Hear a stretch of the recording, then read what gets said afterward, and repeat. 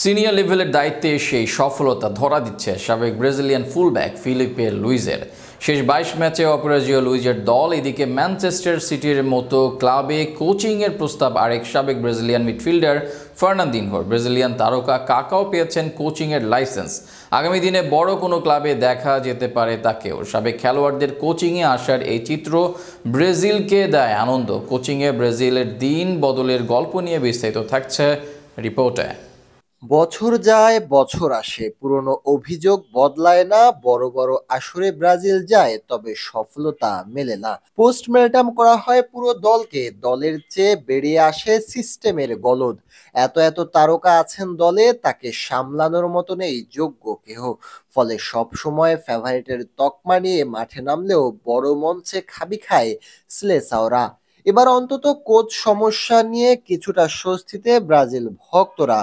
এই অন্ধকার দিকটাতে অবশেষে মিলেছে কিছু আলোর রশ্মি।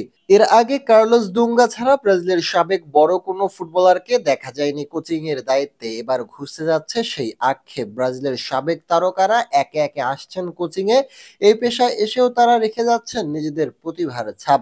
সেই তালিকায় সবার উপরের দিকে থাকবেন ব্রাজিলের ফিলিপ লুইস। মার্সেলো থাকাকালীন ব্রাজিল দলে খুব বেশি সুযোগ না মিললেও ক্লাবে ছিলেন নিয়মিত মুখ। মাত্র এক মৌসুম আগে ফুটবল থেকে অবসর নেন লুইস। এরপর ব্রাজিলের ক্লাব ফ্লেমেঙ্গোর বয়স ভিত্তিক দলে আসে ডাক। সেখান থেকে কয়েকদিনের ব্যবধানে ডাক আসে ব্রাজিলের ক্লাবটির মূল দলে, আর সেখানে এসেই যেন সাফল্য ধরা দেয় লুইজের। হারা ম্যাচেও ছিল লুইজের কোচিং ক্যারিয়ারের শুরুর দিকে। শেষ ২২ ম্যাচে এখন পর্যন্ত হারেনি ফিলিপ লুইসের দল। সেখানে ১৬ জয়ের সাথে আছে ৬ ড্র।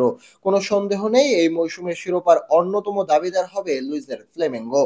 এছাড়া লুইজের কোচিং এ আছে আধুনিকতার ছোঁয়া। ব্রাজিলের সচরাচর কোচিং থেকে বেরিয়ে ইউরোপিয়ানের আছে নিজস্ব ধারণা ব্যবহার করে সাফল্য পাচ্ছেন লুইস। লুইজের সাথে এবার কোচিং এ আসছেন ফার্নান্দিনহো। নিজের সাবেক ক্লাব ও ইউরোপের অন্যতম বড় ক্লাব ম্যানচেস্টার সিটির সাথে কাজের প্রস্তাব পেয়েছেন এই ব্রাজিলিয়ান। সেখানে পেপ গার্দিওলার অধীনে কাজের সুযোগ পাবেন তিনি। এর আগে পেপের অধীনে কাজ আছে বিশ্বের বড় বড় ক্লাবে, সফলতা পাচ্ছেন আর্তেতা। ভিনসেন্ট কোম্পানির মতো কোচরা এর বাইরে জাভি আলোনসোরাও পেপের থেকে শিক্ষা নিয়ে ভালো করেছেন কোচিং এ।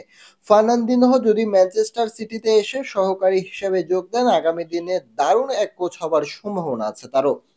এর বাইরে ব্রাজিলিয়ান সুপারস্টার কাকা পেয়েছেন কোচিং এ লাইসেন্স। কোচিং ক্যারিয়ারে যাওয়ার ইচ্ছে মার্সেলো ও সিলভার। আগে ব্রাজিলিয়ান তারকারা কোচিং এ না যাওয়ার যে রীতি ছিল, সেটা থেকে এখন বেরিয়ে আসতে শুরু করেছে দলটির সাবেকরা।